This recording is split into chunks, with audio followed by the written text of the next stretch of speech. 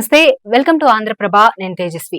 అబిడ్స్ లోని శ్రీ ప్రియాంక ఎంటర్ప్రైజెస్ అనే సంస్థ తమ వద్ద పెట్టుబడులు పెడితే ఎక్కువ వడ్డీ ఇస్తామని ఆశ చూపి 517 మంది బాధితుల వద్ద నుండి డబ్బులు వసూలు చేసి ముఖం చాటేసింది. దీంతో మోసపోయామని గుర్తించిన బాధితులు న్యాయం చేయాలని బషీర్బాగ్ సిసిఎస్ పోలీస్ స్టేషన్ వద్ద ఆందోళన చేపట్టారు. బాధితుల ఫిర్యాదు మేరకు పోలీసులు కేసు నమోదు చేసి దర్యాప్తు చేపట్టారు. రాష్ట్ర సహకార ఎపెక్స్ బ్యాంక్ లో ప్రియాంక జనరల్ మేనేజర్ గా పనిచేస్తున్నారు. ఆమె భర్త నేతాజీకి Sri Priyanka private finance company ఉంది. అందులో డిపాజిట్ చేస్తే అధిక వడ్డీలు వస్తాయని ఆమె ప్రలోభ పెట్టింది. అధిక వడ్డీ ఆశతో గత కొన్నేళ్లుగా చాలా మంది టెస్కాబ్ అధికారులు, పలు జిల్లాల డిసిసిబిల సిబ్బంది ప్రియాంక ఎంటర్ప్రైజెస్ లో డిపాజిట్లు చేసినట్లు బాధితులు తెలిపారు.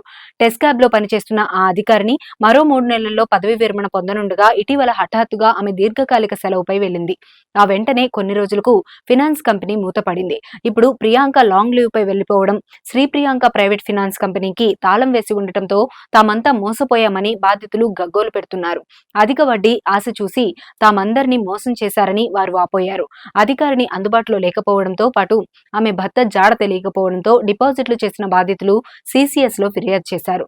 తాము కొందరమే వచ్చామని, ఇంకా చాలా మంది బాధితులు బయటకు రాలేదని రాష్ట్ర ప్రభుత్వం జోక్యం చేసుకుని తమకు న్యాయం చేయాలని బాధితులు కోరారు.